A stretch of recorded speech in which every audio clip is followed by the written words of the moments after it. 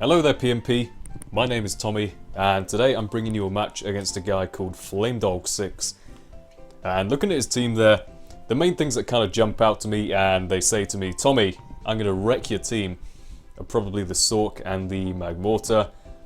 Now my defensive quote-unquote core can deal with Magmortar reasonably well, but Sork is kind of the big threat that's going to do a lot of damage. I mean, I have Grumpig specially defensive, Corsola and Wormadam physically defensive, and Beartic, which can take special hits, but it's more of an attacker to be honest, but we'll see how it goes.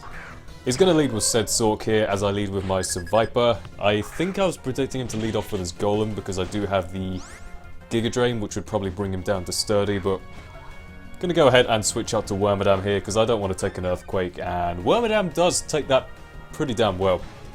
So now I'm going to play a little game I like to call Wormadam Chicken. Now what I love doing with Wormadam is staying in against fire types like Magmortar or Heatmor or whatever, because it's ridiculously obvious. When you have like a bug steel type, you know they're going to go for the fire type move.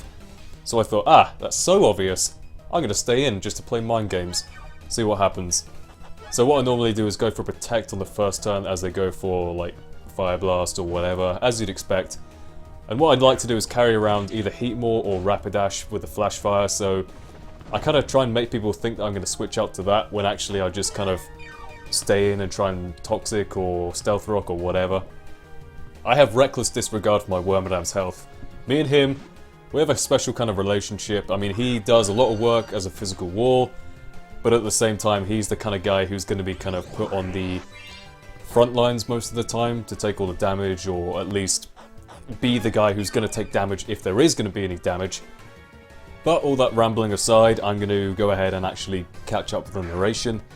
I go for a Giga Drain as he brings in Vileplume. That's going to do pretty much nothing because Vileplume is a bit of a defensive beast. Now I decide, okay, if I'm going to get any use out of Beartic at all this game, I may as well try and bring it in now. Now this is kind of a interesting set I came up with. It's like specially defensive with Bulk Up, Sleep Talk, Rest and Avalanche. I guess Icicle Crash can work as well, but I figured if you're taking the hits and Beartic is pretty slow, you may as well have Avalanche on there. So I go for Bulk Up on the switch as he's going to bring in his Altaria. Now I don't know why he brought in Altaria to be honest, because it is obviously quad weak to the ice, but I thought okay, whatever, let's capitalize on this. Goes for an Outrage. Of course the animation doesn't look anywhere near as good compared to the new Black and White 2 animation, which, by the way, is beautiful. That is a work of art right there. Also what is a work of art is going for an Avalanche, which was boosted because it hit me, and I've got the +1, and it's quad super effective. I don't know how many Altarias that would have killed, but someone want to do a damage calc, that would be much appreciated. Now he's going to bring in Sork here. I don't really have anything I'd rather have take a close combat at this point, and I thought, well, Beartic's got a kill, and I'm happy with that to be honest, so I'm just going to leave in Beartic to die, and I really need to keep my Corsola at kind of near 100% health to actually deal with this thing, because to be honest, Corsola is my main physical wall, and it will get wrecked by Sork in most cases. I guess Wormadam does deal with it to a certain extent as well, but now he's going to go ahead and bring in his Cryogonal here, which is a good play because it can take pretty much any special hits. I do go for a Sludge Wave, and the Hacks Gods are being very kind to me because they do give me the Poison Hacks here, which is always great. Now I'm not really sure if a Flamethrower is going to actually finish him off from this point, but I decided to go for it anyway, just see how much it'll do. And it does luckily manage to take him out, so that actually kind of surprised me. Cryogonal was a bit of a defensive beast, but now he brings in Magmortar. I've seen a few Choice Scarf variants running around, but I think nowadays the set I tend to see is more of an Expert Belt build, so I'm going to go into Grumpig here just to be safe. If he does go for the Stab Fire Blast, I have the Thick Fat ability, and if he doesn't, whatever, Grumpig's a pretty good special wall anyway, so I may as well. Now I think this is my very defensive set with like T-Wave, Psychic, Heal Bell, and probably Taunt, I think. Grumpig actually has pretty decent base speed, so I figured I may as well give it Taunt just because it's kind of useful. Now I do predict a switch here, but I don't think I predicted the switch into Golem because I do go to my Raticate and, you know, I get my Toxic Orb, which is great, but I can't really do too much to Golem. I could have predicted the Earthquake, I guess, and gone for a Me First, which would have taken his Earthquake, multiplied it by 1.5 and smacked him straight in the legs with it, I guess. And it would have done a decent chunk, but I figured Raticate's going to be valuable. I don't want to take that risk in case he does go for Stone Edge or it doesn't kill or whatever. So I figure, alright, go to Wormadam, go for a Signal Beam, and Wormadam, the biggest troll Pokemon in existence, gets the Confusion Hacks on Magmortar. Now I do stay in next turn. I want to say I predicted the Confusion hit himself there, but I guess I stayed in because of the whole Wormadam chicken kind of thing, you know? I thought my switch to Grumpig was too obvious. But now I do switch to Grumpig on the off chance he does want to go for a Fire Blast, seeing that I stayed in. And he actually gets hurt like 3 times in a row, so that is pretty unfortunate there. Now he's going to bring in his Golem once again, and I kind of figure I'll just go for a Psychic and see how much it will do.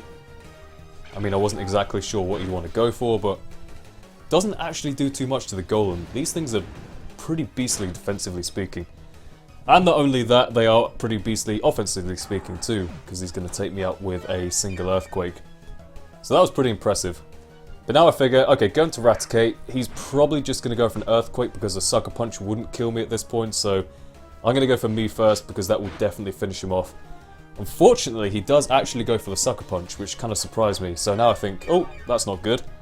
Better go for my own Sucker Punch here, which I guess is kind of predictable in Raticate, but sometimes people don't see it coming, and it is pretty powerful with the Guts boost and whatnot, so I'm just going to go for it. It does manage to take him out there. I think that was a crit, which probably did matter, assuming he's a more defensive build, but in any case, going to go and switch to Wormadam here as he brings in his Sork.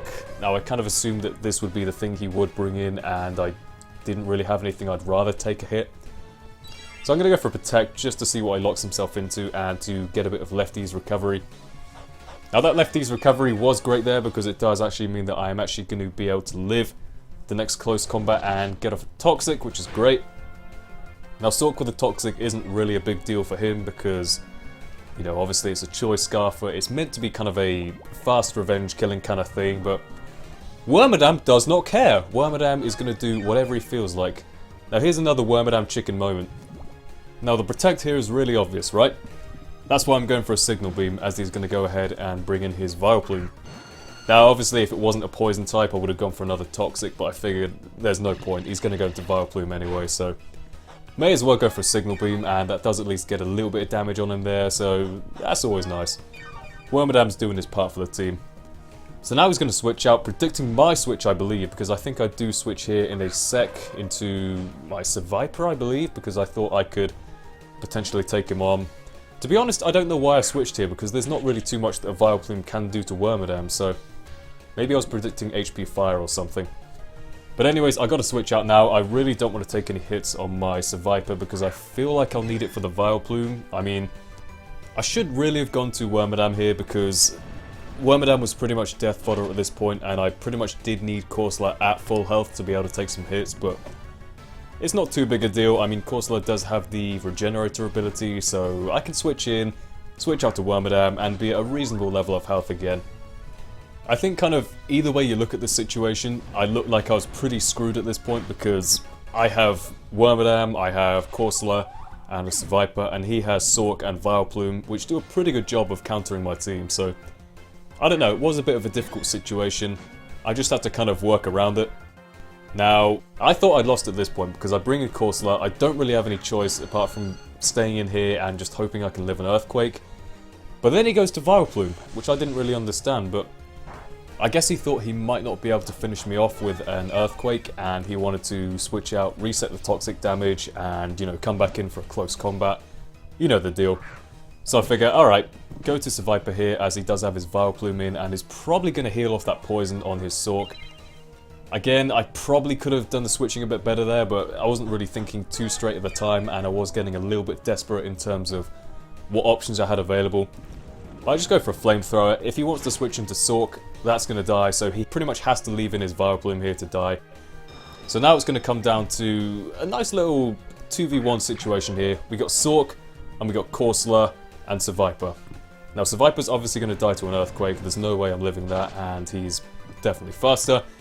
So now it's just a question as to whether or not Corsola can take an Earthquake and retaliate back with a Scald and take him out, because he doesn't have the poison anymore, so I can't stall him out. Having said that, I do go for a cover on the next turn. Not exactly sure why, because I think his Earthquake is doing slightly more, so I guess that was a bit pointless. I do actually have the Rocky Helmet, which would be useful, but obviously Earthquake isn't a contact move, so it doesn't really matter. Now, this is the key moment. This is where it really matters.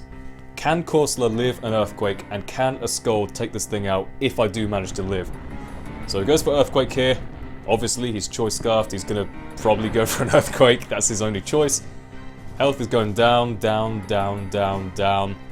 And Corsola just about manages to hang on with 22 HP. Now it comes down to whether or not a Scald will actually kill this thing, and if not, whether or not I get a burn and that kills him off. We don't know, we'll just have to see what happens. It is a defensive Corsola, but Sork is low health and is pretty frail. But unfortunately, he is going to manage to live that with a little sliver of health and take me out with an Earthquake on the next turn.